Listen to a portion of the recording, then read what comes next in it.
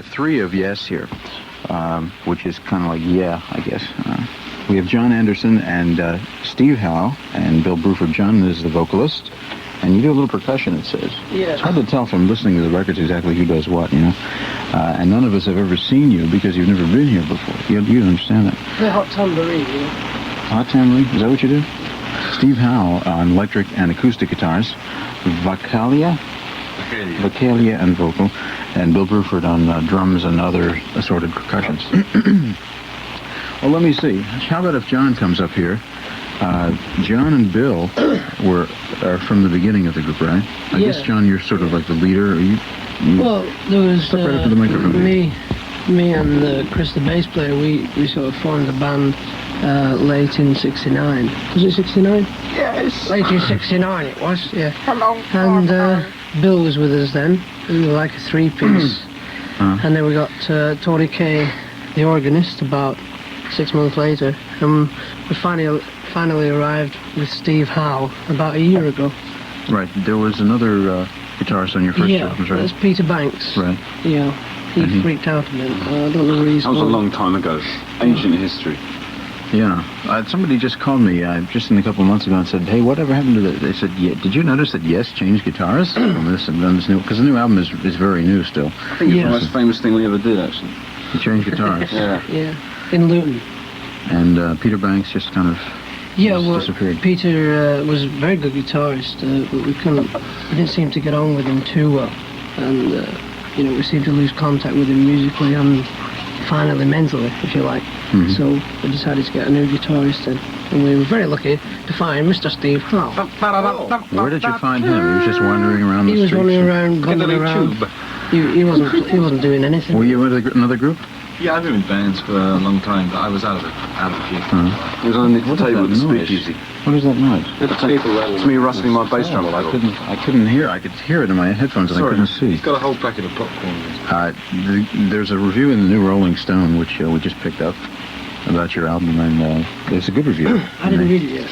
Well, I think it's a pretty good review. Bill's been hugging. And they said one of the things about your band that makes it so distinctive is your falsetto vocals, or your high-pitched vocals.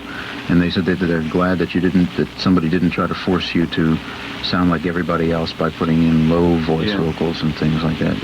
I guess, John, you take credit, I guess, for that. I don't know. I listen a lot to Beach Boys and Fifth Dimension. You get vibrations from all that kind of. Beach Boys are really fine musicians. They're great. They were just here a month or two ago at a concert and came up here and said some strange things. I think they're releasing some of their mythical material finally very soon. That's good. Let's play a track from one of your albums. Let's go back to the first album. This is the Beatles song that you really made your own on the first LP. It's not an imitation by any means. Every little thing. This is Yes. And they just happen to be in town. They're going to be playing in Wildwood tonight, in fact, but I think the concert is sold out. That's what we understand. I'll be here really at 3 o'clock, but had to bring in Yes, because we just discovered them at the airport on their way to Wildwood tonight. And I'm going down to see you. I wish we could really do something like this after, I had seen you, we could talk about what you do, because I've never seen you, and I've heard really good things. Judging from the albums, we're really looking forward to it. Let's see, who can we talk to now? One of you. How about Bill? You're another original Yesy. That's right, yes. Come on up here. You play drums, right? Mm-hmm. And you've been with the group since the beginning? Yep. Every bit of 3 years. Were you in another group before this? No other bands before this. Wow. Just hanging around England. A remarkably distinguished career. You've stayed together a long time, with basically only one change, right? Yeah. How have you done it? There's so many bands that have just come and gone, and It surprises me, actually. There have been many times when you really, for reasons outside groups, musical reasons, for non-musical reasons, in fact, you feel like calling it a day. But we scraped from management to management, and it's been all right. Mm-hmm. So we're still together. Well, you've seen so many groups. I'm sure probably friends of yours just come and go. Like the Bonzo Dog Band was one of the sad stories, I guess. Do you know those guys? Yeah, quite well, as it happens. Amazing, incredible. They came to the States, right, and toured here, I think. And they had problems. supposedly. What kind of problems they I had? don't know. Their management messed them up, or they weren't together. And just bombed Amazing, out. amazing. They're from a kind of long stream of old English intellectuals and humorists and freaks. They're great. They're supposed to be The getting back amazing together thing now? is they're non-actors.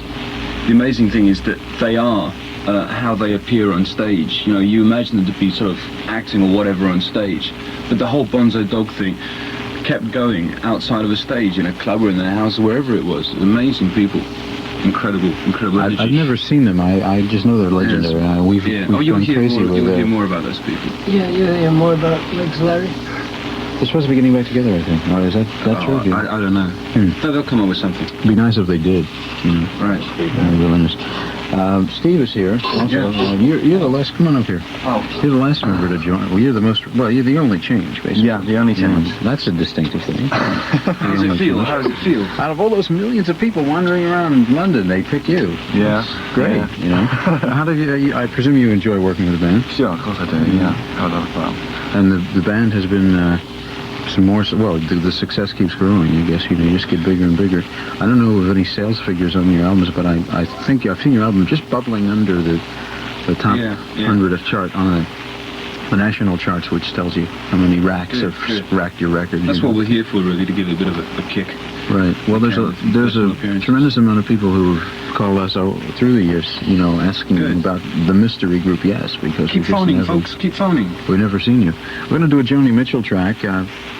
John, you like Joni, eh? Yeah, well, we all do it. I can remember right down there. If you look down there, and next down there, the R&W. There's a around the corner. There's an architect's office. It used to be a place called the Second Fret, and Joni Mitchell used to play there. It was an old folk club, and she played there starting in 1966 when nobody had ever heard of her. Yeah. And there were like 6 people in the audience, and they loved her, but nobody had ever heard of her. And it took like almost 2 years before she came out with a record. And I met her in '67 when she just first came over to England, I think, and she had just gone up on the stage at the Speakeasy and did a couple of songs, and I thought it was fantastic, and didn't hear, none of us in England heard anything from her for about a year, and then it started to build up again. I've always had the feeling that Joni never really achieved her potential as far as mass popularity. I think she could have been, she's respected and loved and all, but she's still not quite in, the superstar league. I don't know. Maybe she doesn't want. I'm sure she doesn't. Yeah, she doesn't want to be. Yeah. She seemed to be a happier person though in the old days. Really? She seemed to be carefree and happy, and now she seems to have gone through a lot of changes. I mean, I'm sure she has. Yeah.